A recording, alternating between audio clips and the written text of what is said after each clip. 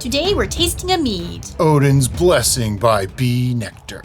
Welcome to the tasting room where we drink adult beverages and judge them. I'm Brian. I'm Derica. And this is a session mead. We don't do a lot of these. No, we don't. But it's cold, by the way. Or Yep. It was. It's been sitting out for just a little bit. But check this out. See? Carbonated. Now, session mead is kind of a made-up thing. There's no real authentic definition for it. Yeah, it can mean a variety of different things to a variety of different people. Usually, it's a semi-low ABV that's also carbonated. Sometimes they're hopped, but they don't have to be. I don't know if this one is. We're going to have to read the can just a second. As soon as I get the measurements just right. I was wondering what he was doing. Trying to pour equal amounts. Side, my side, your side, my side. You know, all things equal. Nice Farscape reference. Thank you. Whoa, he spilled this time. It wasn't me. You saw nothing. I can easily edit that out. First thing that we notice is... It's brewed in Michigan, which is super cool because we have lots of viewers and friends in Michigan. We actually do, yes. And it is from Ferndale, Michigan, for those curious. It is 6.4% alcohol by volume. The ingredients are water, honey, potassium metabisulfite, and potassium sorbate to prevent re-fermentation. So this is chemically stabilized. Yes, which, you know, that's fine. A lot of commercial breweries do that. It's when you're a commercial brewery versus a home brewer, the rules change. You gotta cover all your bases because you never know what conditions it's going to be in. But It's gluten-free. I would hope so. I just always find it amusing when Yeah. it says gluten-free on things that are obviously, or should be obviously Yeah, gluten-free. I've seen apples marked gluten-free in the grocery store. I'm like, Honestly. really? Really? Seriously? Whoever had gluten in their apples? But anyway, it's got a very slight haze. A minuscule haze. Very slight. I mean, it's transparent. You can see through this. It's actually lovely. The color is nice. It's got that nice straw color. Yeah, it kind of looks like really weak ginger ale. Yeah. That's what it looks like. I smell honey. Yeah. See, a lot of session meads usually don't have much honey character because there's not a lot of honey in them. Now, the fact that they said to prevent re-fermentation makes me think they sweetened it with honey and then stopped fermentation and then probably pressure carbonated, which we've done that. Yeah. And there's nothing wrong with that. It was just, that's probably what they did. Now, they have website information. I haven't visited their website, but I'll make sure to link that in the description below. So if you are interested in learning more about them, you can do so. I'm going to say, though, this is probably more like a traditional because there's nothing else in it for flavoring. So this is just a straight up... It's made from honey. Yep. All right. It smells like honey. Let's get in there. You ready? Cheers.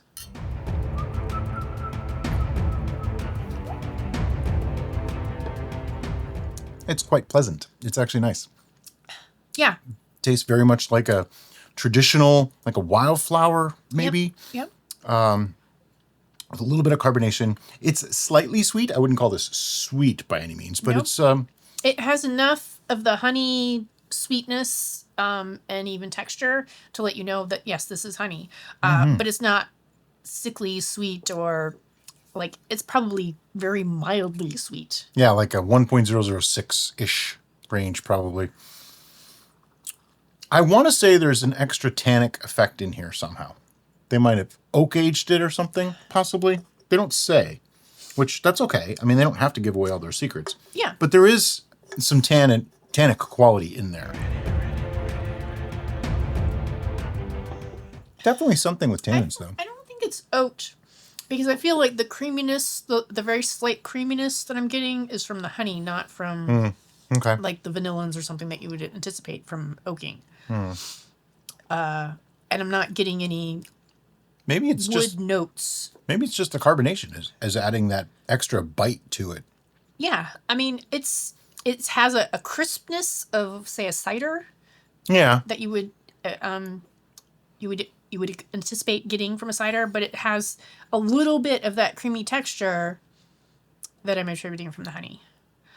I have tried a few commercially made session meads, and normally my opinion of them is Meh.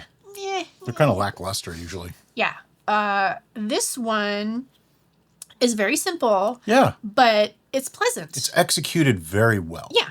It's nice and clean and crisp, but still has the notes both on the aroma and the flavor and the texture of honey. So interesting. I'm even getting almost that bitter back note that I get from mead a lot of time.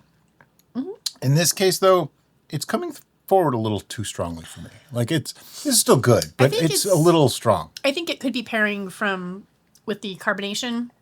Carbonation sometimes has that little bit of bitter. And so I think at the end, they're kind of pairing up, giving you a... This is great for someone who likes beer and likes hard cider. Yep. I say hard cider because in the United States, we call it hard cider. Yep. But it's alcoholic cider. There we go. If you like beer and hard cider, this would actually be a really great way to try mead. And that's something that we talk about with mead all the time, that there's such a huge range of what mead can be. Yeah, we get asked a lot.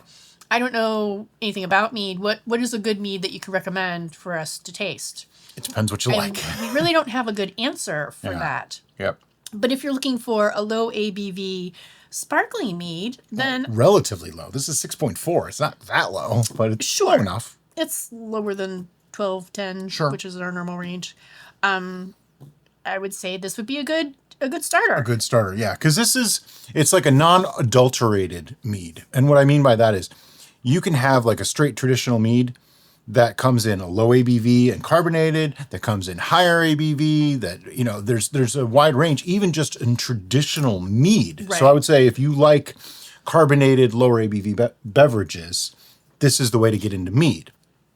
Whereas if you're more used to like wines and higher ABV stuff, then like a lot of the traditional meads like we make that are anywhere from 11 to 13 or 14%, that might be a better way to get into it, which is like your Chaucers, or someone wants us to try Camelot mead, by the way. No, we didn't. We did Chaucers. We did not do Camelot. Camelot's the cheaper version. We saw it in the store and didn't buy it. I thought we had tasted it in the past. We did, but not on camera. Yep. Okay. We have a new channel now. It's time to do things over that we've done before. All right. So but back to this one. I think it's time for Judgement. What do you think? Probably. I want to stress something. You hinted at it, but I want to explain more. Many commercial session meads tend to almost taste more like a beer or a cider because they've overpowered the flavors of the honey with other things, because it's a very fine line when you do a session mead like this, because there's not a lot of honey in it to begin with. Right. So if you add other flavors or add hops or anything like that to it, it could easily overpower that honey character. They've played the balancing act really nicely with this. It's got just enough honey character without being overly sweet. Like some people say, oh, I don't like mead because it's always sickly sweet. This is not that. No. They did a really good job. I have to give some credit where credit is due here. This is nice. Particularly with the simplicity of ingredients. And it still has that very light, non-complicated it's essence, easy to drink. Which is what sessions meads are intended to be. But it still brings the honey forward, which, like Brian said, is a difficult task to do. So cheers to Be Nektar. On the screen right now, you should be seeing our scoring guide, and it goes from 1 to 10 with the occasional 11. And that gives you an idea of how we rate things when we're giving a score. I might be stalling slightly because I'm not sure exactly where I want to go with my score. Do you have a number? I do. I'm still considering. See, I could go a couple ways with this, and I'll explain after I give my score. But okay, you can give a number with caveats. Yeah, I think I'm ready. I'm ready. 1, 2, 3, 7.5. Wow, okay. I thought you were going to be higher than me. Nope. Because this score is just a random, let's pull something out of our tookuses and put it on there for you. That's right. She says tookus. I say tookus. It's what I use. It's the thing I'm going to do. Ass. But for me, I'm a complicated person. I like depth and dimension and layers. Session meads don't normally have those. So that's going to knock it down a little bit. I would have liked it to be more crystal clear. That's not really a high priority. Sure. Yeah. That's just a little tiny knockdown. But I couldn't go too low because they did a really great job for something that, as Brian said, is a delicate balancing act. And so to get it right on the head so nicely, I had to put it up into the higher range of our criteria. Okay. Yeah. See, I agree with everything you just said. And that kind of is the reasons why I did what I did. Based on actual enjoyment of the beverage, it's like a 7-ish for me. It's okay. It's not the kind of thing that I would go for. But knowing what I know, that this is a session mead and they're usually not even, in my opinion, they're usually not up to this caliber. Yeah, they're normally kind of boring. That knocks it up a whole point for me. The only way I could go higher, and I was thinking about that, I'm like, how could I actually go higher on this exact beverage? I'd have a really tough time. And that's a personal bias. Yep. Because to me, there's just not enough honey character in it. It's like we make powerful flavored brews, okay? Yeah. This is almost powerful. It's like not quite there, but it's getting there. They did a really good job with what they had. Yeah, it's definitely more on the light and delicate side compared to what our palates are. Right. But it is my belief that that's the intent. That's the point of, and that's where it's hard for us to judge both because in my head, if I say this is a mead, I go, but if I say this is more like a beer or a cider, I go, oh. You know, there's a whole different mindset. Yeah. Because they are that different. When I think of mead, I think of 11 to 13 or 14%, something with a little bit of sweetness to it, even a traditional. And that's what it comes across as. It's rich and thick in the mouth, and you should know you're drinking something with honey. This, you know you're drinking something with honey. Yeah. They have that going for it. And because it It's is just so that light and less delicate, of everything. I could drink a lot of this. Probably, yeah. Yeah. So that's where our scores might be a little bit misleading on this one because we are both very biased towards mead. You know, like, and I hate to say it like that, but it is kind of true. Like, we are biased towards the higher ABV meads. And the punchy, and aggressive flavors.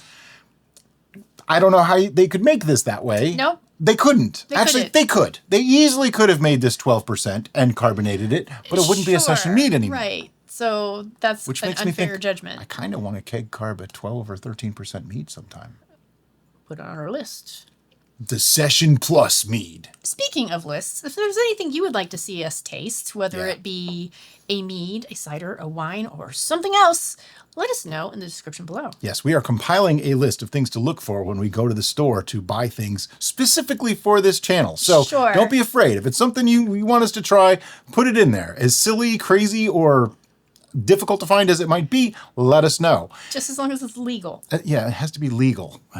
Exactly. I thought that went without saying. Well, You never know. But anyway, guys, as always, thank you so much for watching and have a great day. Bye-bye.